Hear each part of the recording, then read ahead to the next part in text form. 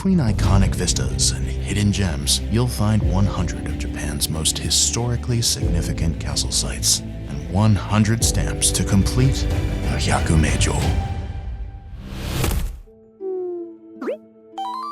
Of the 100 castles on this list, Yamanaka is among the most memorable, despite not even having any towers or walls.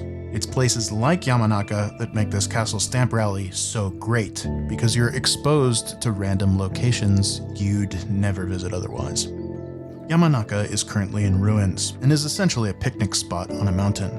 This mountain is located between Hakone and Mount Fuji, two extremely popular tourist spots, even among people living in Japan. So although on paper it's in the middle of nowhere, it's actually really easy to make this beautiful castle park part of your trip. Fastest way to get there is to take a bus from Odawara to a lake in the Hakone area, then take another bus a bit further.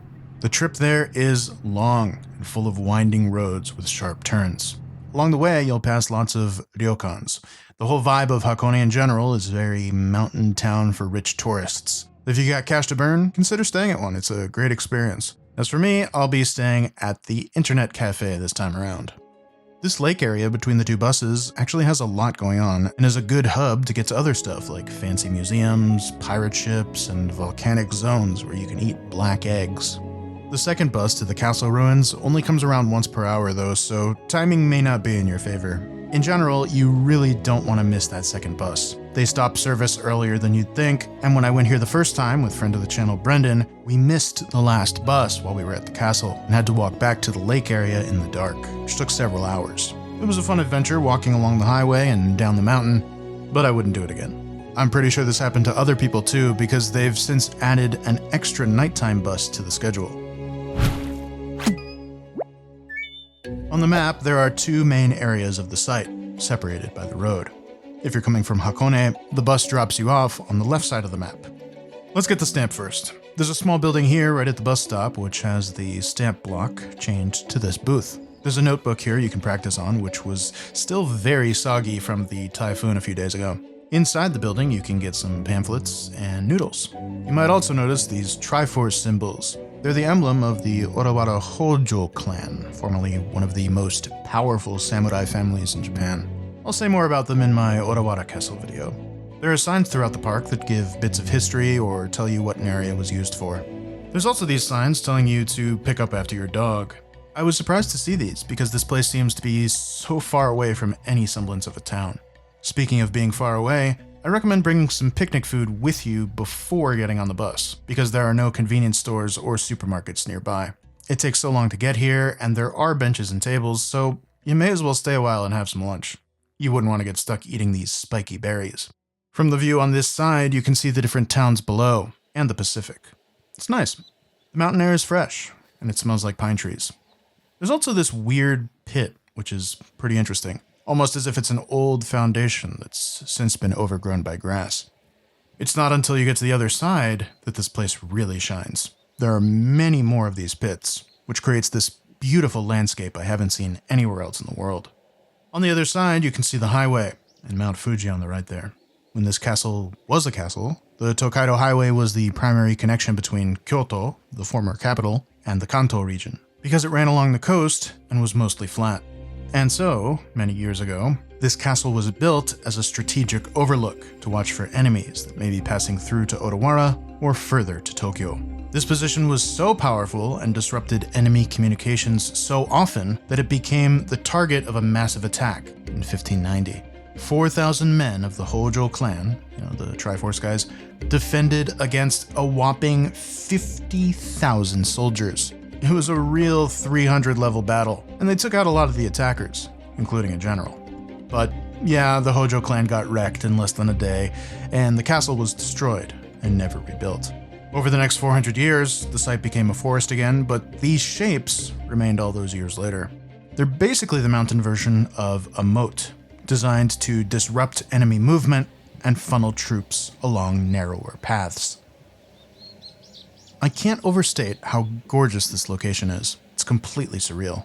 The first time I went here with Brendan, as I mentioned earlier, it had just been raining and the mountain was coated in a thick mist. As we wandered the site, the mist gradually cleared and rainbows started forming. Then, in the distance, a perfectly clear Mount Fuji came into view, which looks absolutely massive in person. The scale is really hard to capture on film. It was a magical experience, truly. I was hoping to get a similar view this time, and tried to time it the day after a big typhoon hit, which normally produces a clear blue sky. Unfortunately, it was just kinda cloudy all around. The sky cleared up a bit on my mountain, but it remained cloudy around Mount Fuji. I guess that's just what happens when a mountain extends past the clouds and has its own weather. Here's some footage of what it's supposed to look like. I wasn't expecting this, which is about as clear as it gets, but I was hoping for at least a silhouette. I went back to the noodle shop while I waited for the weather to change.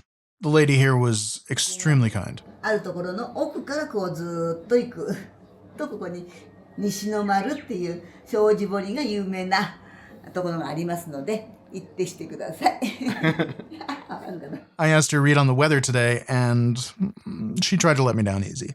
Fuji, 見えますか？今日はちょっと曇ってるからわからないですね。見えないかもしれない。多分見えないかな。時々しか見えなくてね、晴れてても見えない時もあるし。Wandering around a bit more, I really started to notice how well maintained the place was. Not a single leaf on the trail, every bush and flower perfectly manicured. Even the moat areas, which were covered in grass, seemed freshly cut. Then I saw someone with a weed whacker in the distance, on a near vertical slope, who ended up being a part of a team of 5 people, cutting, raking, and gathering the grass. And then you realize, these aren't bodybuilders. They're grandmas and grandpas. I asked how old they are, and they said they're all in their 70s. Oh my gosh. お疲れ。お疲れ様。 When my oppa was in his 70s, he would have had trouble just getting up here, and he looked amazing his whole life. These men and women are scaling obstacles meant to repel soldiers, like it's nothing. Seems like it could be fun volunteer work on a weekend, as a young adult, but the scale of the operation and the amount of work to be done makes it seem like these people are out here every morning. Even though Mount Fuji never revealed itself, getting a peek at the work that goes into maintaining this park definitely made the trip worthwhile. I traveled here with memories of all the other times I've visited, fully prepared to capture footage justifying my 5-star verdict. Unfortunately, the weather made me second-guess myself. I mean, I can usually see Mount Fuji from my house all the way in Yokohama. Hell, I've seen Mount Fuji from Disneyland, 3 prefectures away. So it's very disappointing to be standing 1 mountain away and not see it. It's not a complete deal breaker, the area itself is gorgeous and completely unique, but the view ties it all together, and you expect to see it. So, with that in mind, I think I'll have to go 4 out of 5 here. If you only have a single day to gamble with, it's harder to recommend. But this is Hakone we're talking about. There's so much to do in this area. Even ignoring the castle, itineraries span multiple days here. And if the weather is good on any of those days, you absolutely need to set aside time for this place.